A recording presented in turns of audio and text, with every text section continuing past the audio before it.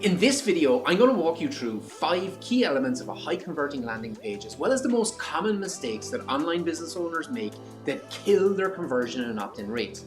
We will look at how these 5 key elements should be laid out on the landing page, and I'll give you some top tips how you can optimize each component to maximize your on-page conversion rate. Now, whether you're just starting out or you already have an opt-in page up and running, you will be able to apply everything that we cover today and start seeing instant results and watch your email list grow.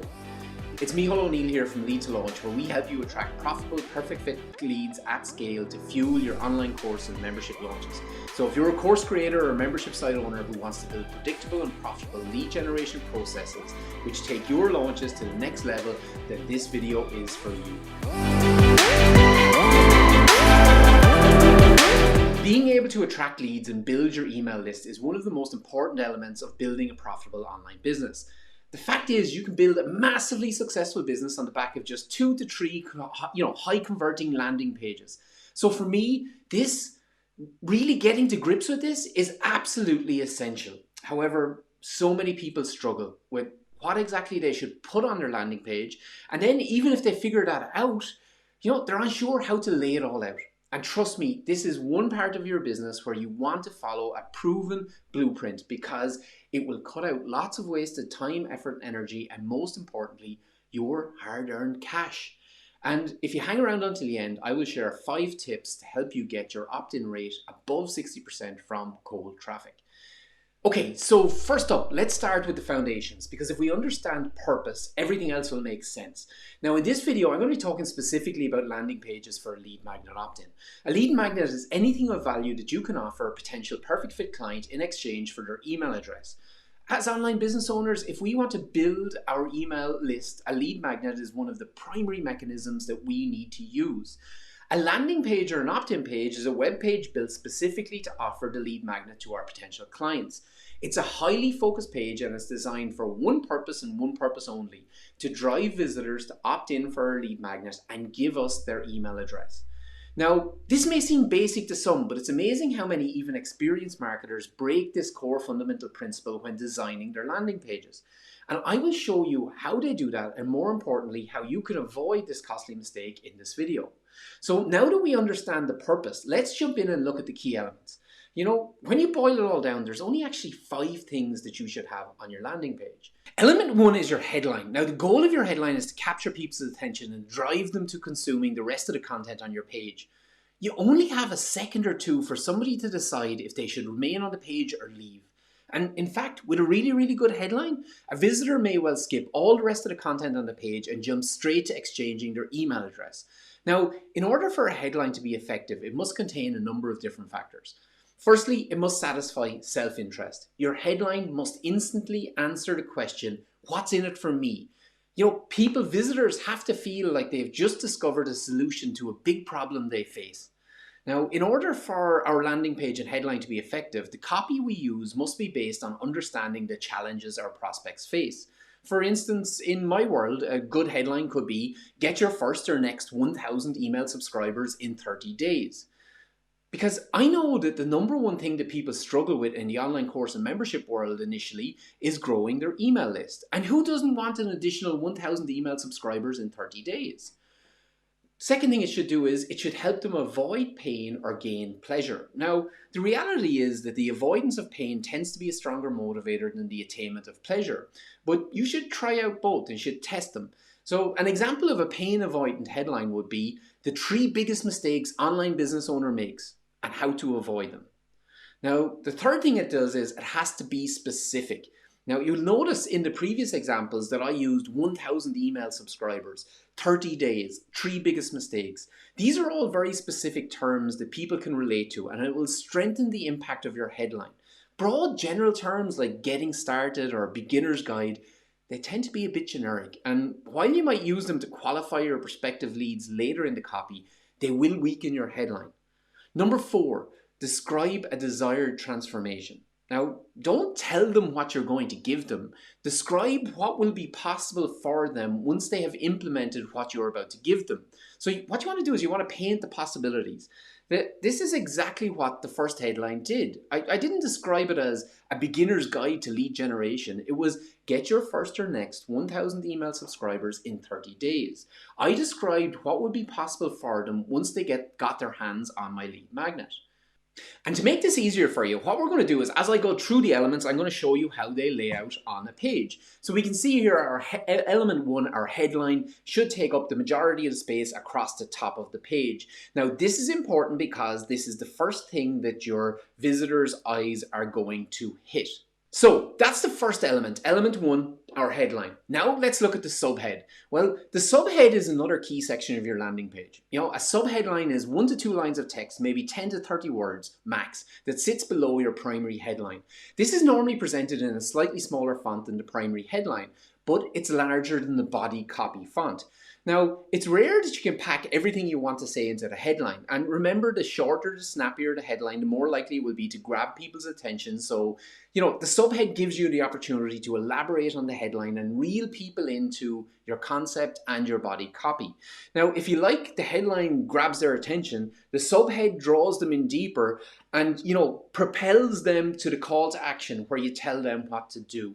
So the subhead also gives you an opportunity to qualify your lead and let your specific audience know that they are in the right place. So for instance, in this video, I'm specifically talking about landing pages for course creators and membership site owners.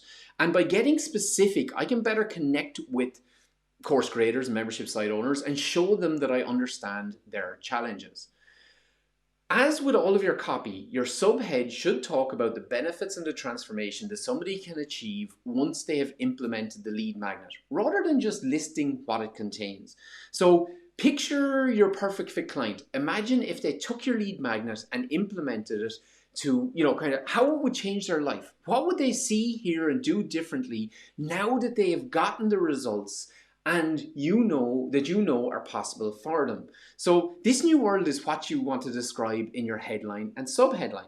So let's look at where this stacks up on the page. So continuing on, we can see our headline sits up on the top of the page. And now when our subheadline comes in, that's normally going to go to the right side of the page. Now we can do this either, kind of right side or left side. You will see how it fits in with the rest of the page in a moment. The third element, so, after the headline and subhead, the next most important element of the landing page is your image. Now, like all elements of the landing page, testing is absolutely essential when it comes to your image. The purpose of your image is to capture attention and amplify your message in a non-verbal manner. Now, there are no absolutes when it comes to landing page conversion rates, but the first type of image that I always test is one of a person. And especially in the info product and membership niche where businesses tend to be more personality based, my go-to option is an image of the business owner. But obviously the quality and personality of the image is going to have a massive impact on the conversion rate itself. Now, whatever image you choose, it's important that it's congruent with the message and it moves the visitor towards opt-in, whether that be through displaying authority, building connection, or demonstrating what you are offering. It also helps if the image draws attention to the headline. This may be that the person is looking to or pointing towards the headline on screen. Now, another very common approach is for the image to use a visual of what the person will get on opt-in, whether that be a checklist, a blueprint, or a guide.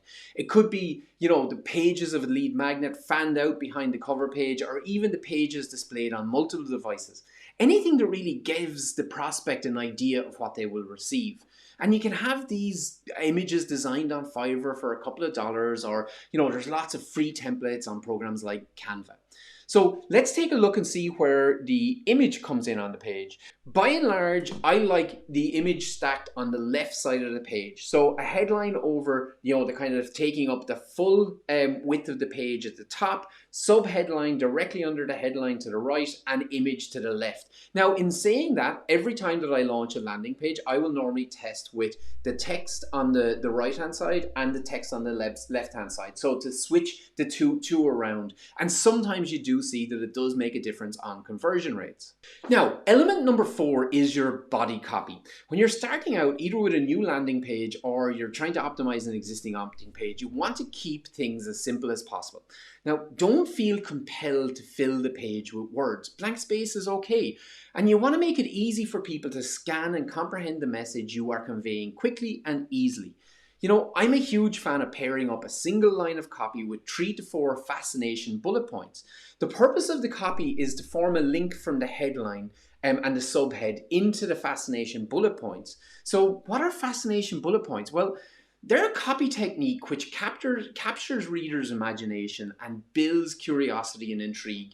And you know, ultimately what you want to do is create desire.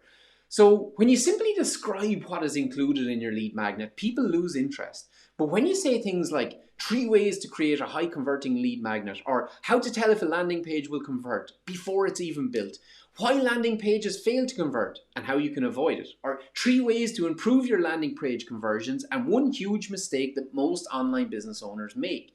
The purpose of the body copy is to build on the momentum that you've created through the headline and the subhead, you know, and to drive visitors to the call to action. So let's see how that stacks up on our page. So here we can see the body copy comes in under the subheadline. So now we've got our headline up the top, our image to the left, subhead, and then our body copy directly under the subheadline. And the 5th essential element of a landing page is your call to action. This is normally in the form of a button which opens the form for people to enter their contact details, or sometimes you may have the fields visible on the page and the call to action button is to submit their details. Now, your call to action needs to be the most prominent element on the page. This is definitely a time where you want to breach brand colors. I really like bright colors like oranges and yellows. You want your call to action to really stand out from everything on the page, and testing different colors can make a huge difference in conversion rates. However, don't fall into the trap of taking the data from somebody else's tests and assume that you will get the same results. There's no such thing as the call to action color that best converts. You need to test it for yourself.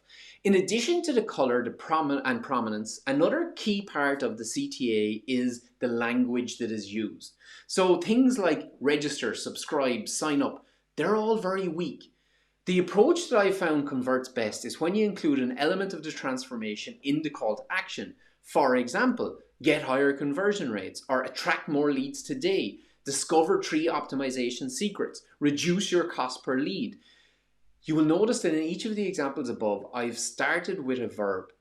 This is also a copy tactic that will significantly increase your conversion rates. So let's jump over and take a look at this on our example page. So the call to action sits nicely under the body copy, and this is in essence the layout of our opt-in page. So we've got our headline at the top, image to the left, subhead, body copy, and then call to action.